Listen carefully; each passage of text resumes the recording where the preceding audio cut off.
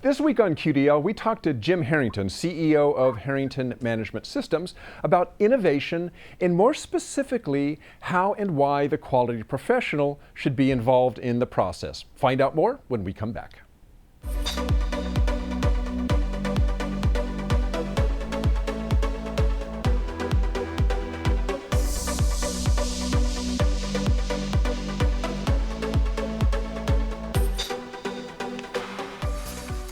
Welcome back to QDL. QDL is your weekly look at who and what is making news in the world of quality.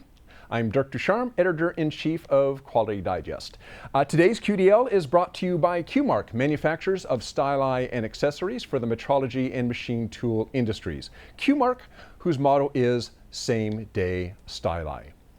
Well, there is a lot of talk about innovation these days, what innovation is, how you encourage innovation, how you develop innovation ideas, and so forth. So mostly, if you think about it, talk is centered about innovation itself, the actual process of innovation. But there's really been little discussion on managing for innovation, which is what today's guest is here to talk about. I and Quality Digest have known our next guest for a really long time, more than 25 years. Yikes. He's written hundreds of technical reports, magazine articles, and more than 35 books. He has more than 60 years of experience as a quality professional.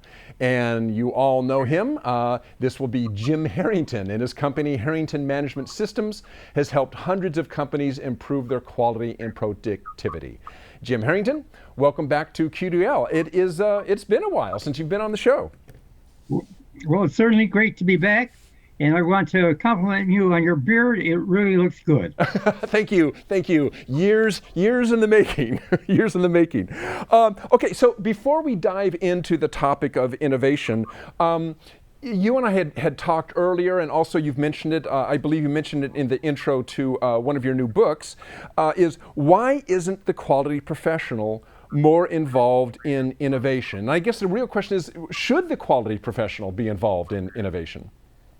Well, I think the problem is we slipped back. Originally, we were deeply involved in engineering. We were working very close to the development laboratory. And then our focus drifted over to processes, and we became more of a management organization than an engineering organization. And I think we all understand that you can't manufacture anything that's any better than the design. And so truly where we should need to focus today is not on the manufacturing process. We did a great job there. We need to focus on the engineering process so that we bring down product that we don't have to have corrective acts done. We've been spending all of our time focusing on problem solving. Well, let's get back to the heart of it. Let's eliminate the problems by doing a good job in the design area. And that's why the quality professional has to really start thinking more about why and how organizations develop a design, and make sure that the design truly reflects what the customer is interested in. I really haven't seen in years a decent design review done by the quality assurance professionals. They all talk about, well, we need a measurement here, or we need a measurement here. They don't ask the question, how maintainability is it? How reliable is the unit? Okay, so you have, so along those lines, you have developed a process you called TIME, T-I-M-E, for Total Innovation Management for Excellence. So why don't you tell us what that is a little bit? Well, basically, if you look at all the innovation books, they're all problem-solving books. All the technologies that we're seeing, it's how do you solve a problem? But I really believe that what we have with innovative product is you don't have innovation until somebody wants it. It isn't solving the problem. It's really taking that problem and bringing it to fruition so that somebody is satisfied. You've added value to it. And truly that's what I'm trying to do, is look at that total cycle and say, how do we change the culture within the organization so it supports an innovative thought pattern in all of its people, not just in a few people in development engineering. So the problem then, if I can rephrase this a little bit, then the problem you're trying to address with time is really a cultural issue? Well, it's certainly cultural depending upon how your management team is functioning. A management team that says, I'm only interested in getting product out, I don't have to worry about the future. Well, that's one side. Another group is saying, we've got to invest in the future. We want to develop our company. We really got to have new products coming out that's going to drive us into the future.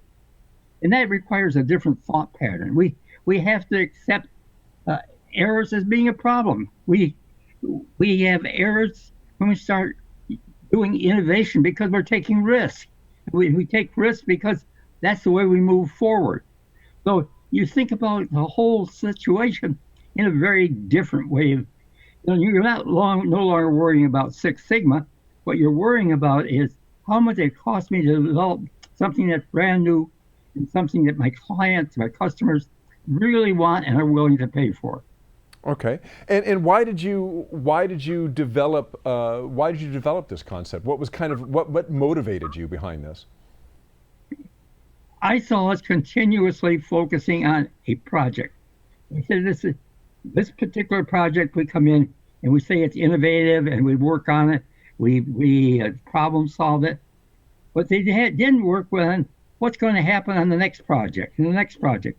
They hadn't changed the thought pattern. You don't have a innovative organization because the engineers are innovative. You have an innovative organization when the board of directors is requiring it.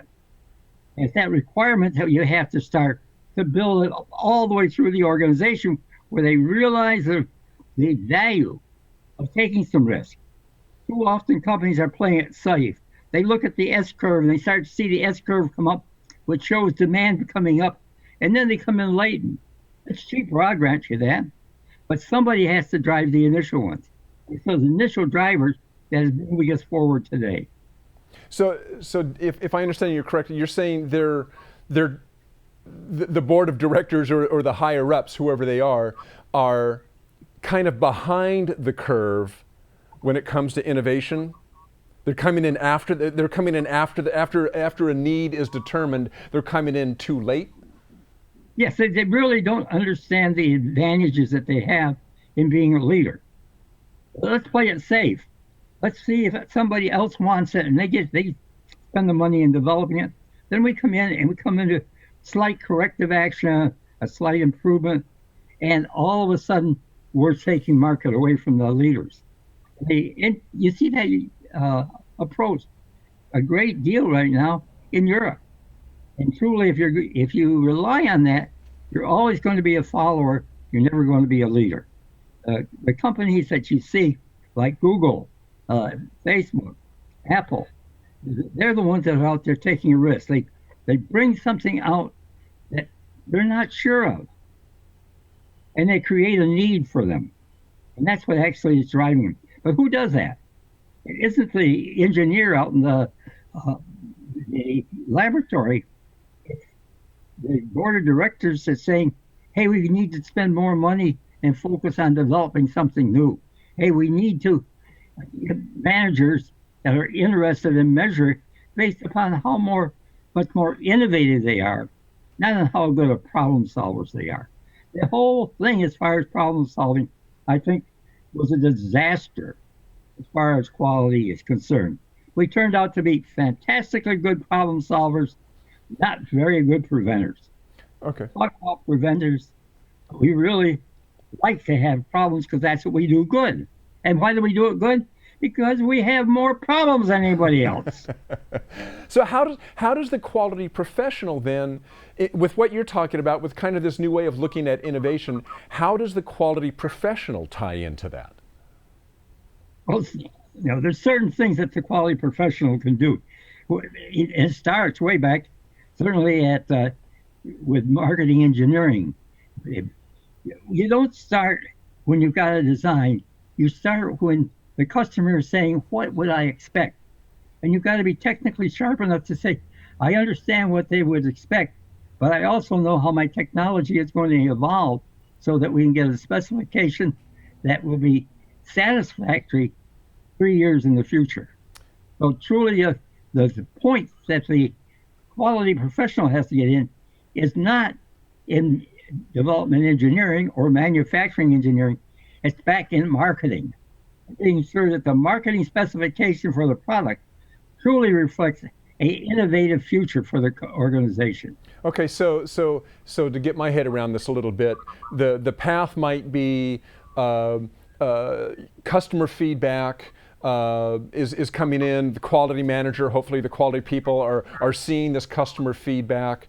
They see that, oh look, there's a need for such and such a product in order to meet what we're hearing from our customers. So, and we know what our capabilities are as a company in terms of what kind of products we can put out, what kind of specifications we can meet, and so forth. So you bind all that together. Here's the customer need, here's what customers are saying, here's what we know we are capable of. Can we develop a product to move forward with those two things in mind? Is that kind of the gist of it? No. Darn! I missed it again. No, and yes, I'll play you halfway in between. Okay. Really, where you're wrong is you can't rely on what the customer needs. That's what they're going to buy tomorrow. That's what they're going to buy today. Okay. What you've got to do is be able to look at the customer and say, I'm the expert in this technology, and I'm going to project what you're going to need 3-5 years in the future. So kind of like Steve Jobs. If you reflect on what they need today, it's a very short range goal program. Maybe it's 6 months. With the turnover we have now in product line, a product's out there for 3 to 6 months. And somebody comes along and knocks you out if you don't continuously look at how we're going to project what's going to happen in the future. So this is kind of what Steve Jobs was good at, right? Is with Apple, is determining, look, nobody knows they need this thing yet, but let's develop it, Apple, because we know that it's going to be something the customers will need, even though they don't know it yet. That kind of idea? Well, that's the start of it, yes. Yeah. The first thing you've got to think about is being able to recognize an opportunity. And we do a poor job at that. We see opportunities around. If you look at this office where you are right now, I think you can look around and find 3 to 5 things that could be improved. At least. But what do? You live with them. You don't say that we're going to change these. You say, well, we could improve on this and actually do something about it. The majority of us spend our time thinking about wonderful things, but doing very little. Every person in the world came up with an idea that's worth $1 million. You could have been millionaires if they implemented it. Right. I firmly believe that. And what happens is we love to talk about it. We don't have the capabilities of doing it.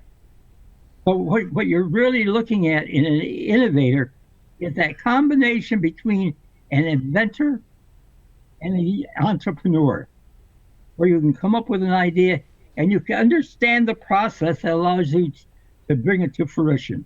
Okay, so let's bring this back then to your concept of time, total innovation management for excellence. So how does time, give us a couple examples, maybe a couple elements of time that enable you to do or support what you're talking about? Well, the first thing you do is look back at the personnel department, and all of your job description should include something about the requirement for that individual to improve the way he's doing it. And you look at almost no one has that into the job description for the person on this floor. A little bit in product engineering and almost nothing in the quality assurance organization. You think yourself, what have you did in the last 12 months to bring about a major improvement in the way you run your business? Right. And the quality professional is a follower, and nobody needs you because all you're doing is to tell them, here's what you think is the right thing to do. And that's what whole problem solving is. You get a group of people together, they brainstorm, and they come up with an idea. It was all there. No, not the quality professionals idea. It's the idea of the people that's doing the work. What we got to do is the quality professional has to consider how are we going to be innovative? How are we going to change our job? Not only the quality professional, but every manager in the organization. Everyone should be hunting for that way to improve. And what does that look like though in real life? I mean, we're talking about it kind of academically here, but I mean, if you go into a company and you say, okay, we're going to introduce this concept I have called time, what kind of changes do you start to make? What does this actually look like? Just a couple of ideas. What does this actually look like on the shop floor, more or less? Yeah. Well, what we try to simple way of looking at it is we've been focusing on teams as the primary driver. I believe that personal innovation, your personal drive to satisfy something, is more important than a team decision. For years, we talked about teams 1 + 1 = 3. Well, I find teams all the time where 1 + 1 = a half. And you cannot tell your customers they got a problem. Okay, I'm going to take it to my team and discuss it. You've got to be able to answer it right now. We're looking at more self-independence, people that can react to an individual situation and come up with the right answer, which means I've got to prepare them for that. I've got to prepare them on how to think differently than they think about now. I got to have them so that they're very open to left brain type thoughts instead of closing them off with the right brain.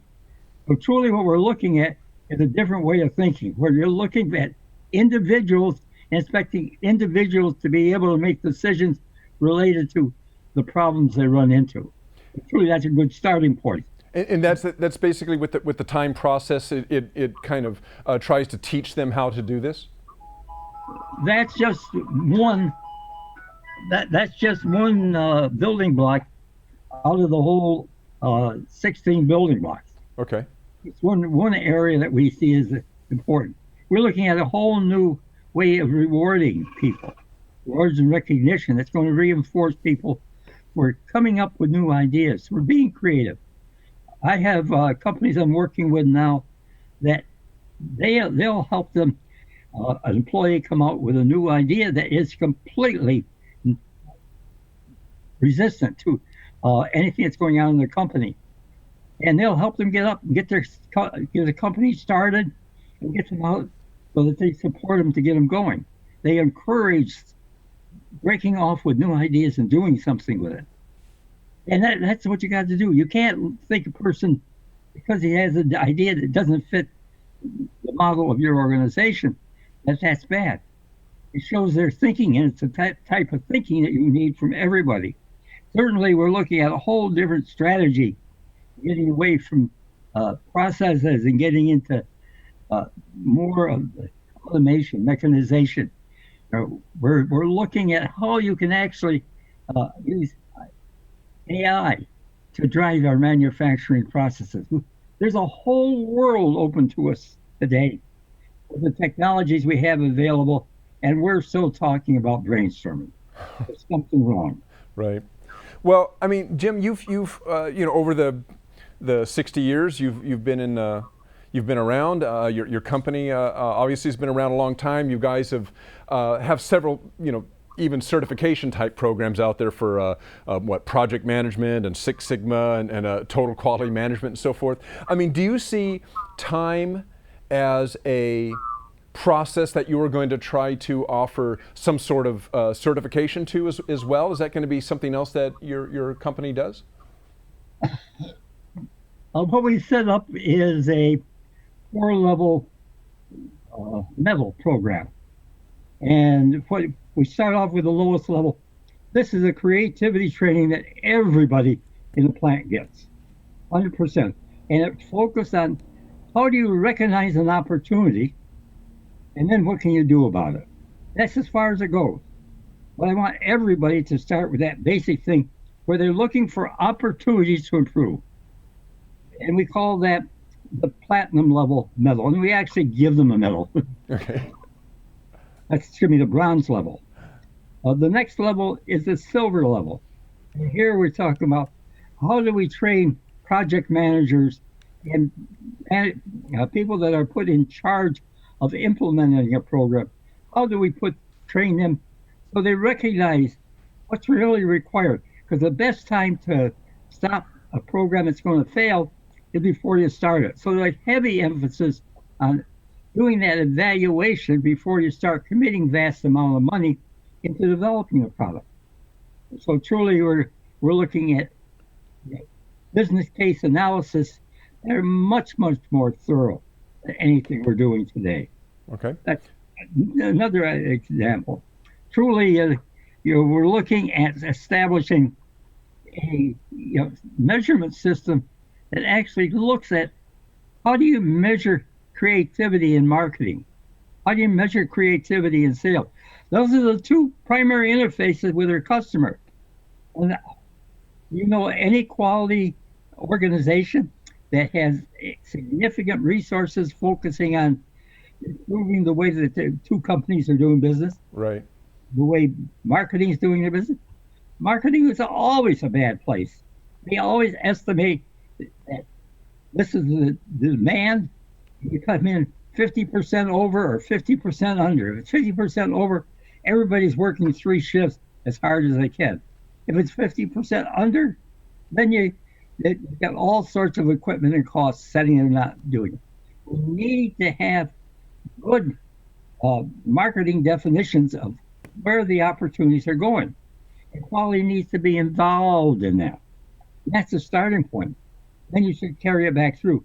When we do our design review, we should be basing it, does this reflect the marketing requirements that marketing defined as the starting point for our product? Right. So I'm looking at it from that standpoint. That the next standpoint, next level is a gold level. The gold level is for an organization that wants to have a person come in and can set up the whole organization.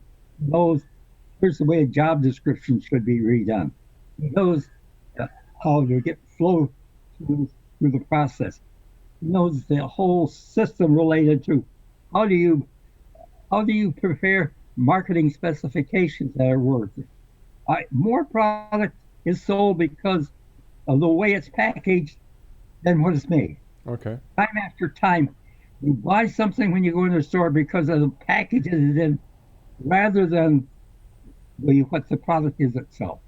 But truly packaging, a very, very important part. And we do nothing in those areas. Right. And Jim, all of this is the whole time concept and everything you've been sharing with us today. That's actually covered in a book that's already out, or it's a book you're working on, or where are we at on this? Well, we have a book that's in the process with Tim and Francis right now. It is entitled Time.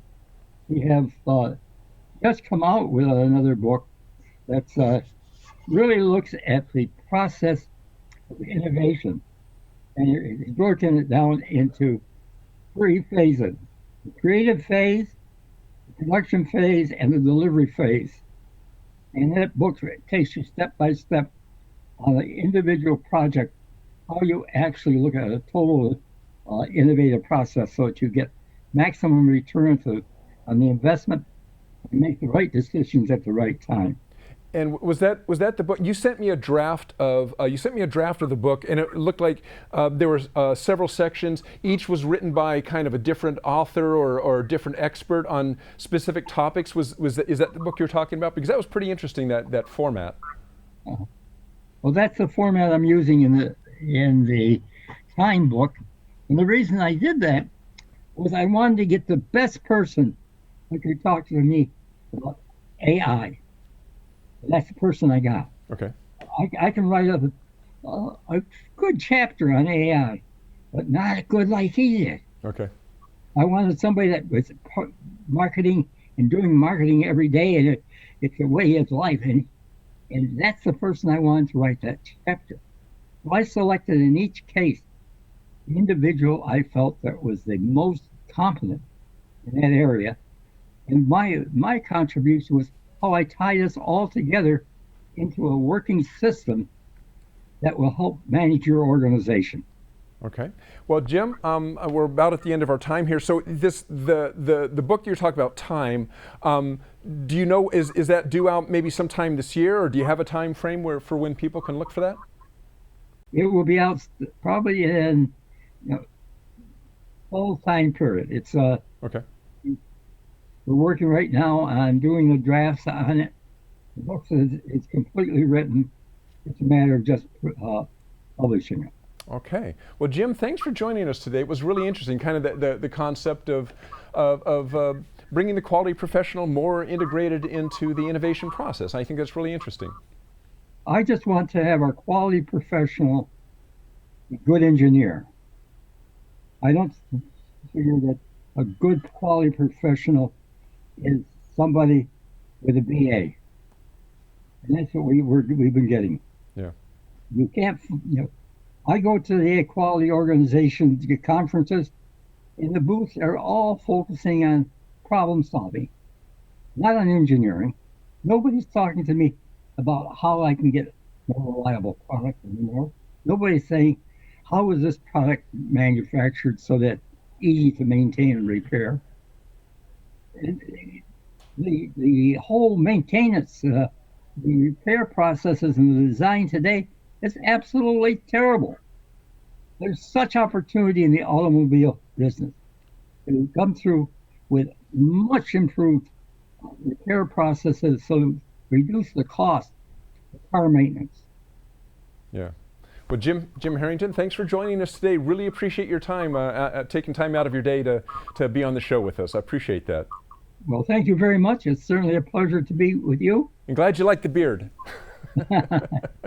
And certainly I thank all of the people that are listening. All right. I hope that your year will be one where you're focusing on growing and improving yourself so you have a better understanding of the development process and focus a little bit less on problem solving. There we go. And Jim Harrington has the last word on that. Jim, thanks for joining us. That's our show for today. As usual, if there is someone or something you would like to bring on the show, let us know, and we will do our best to bring that person or that piece of tech gear onto the show. Do our best to get those things in when you ask for them. So thanks for joining us today, and we will see you next week on QDL. So long.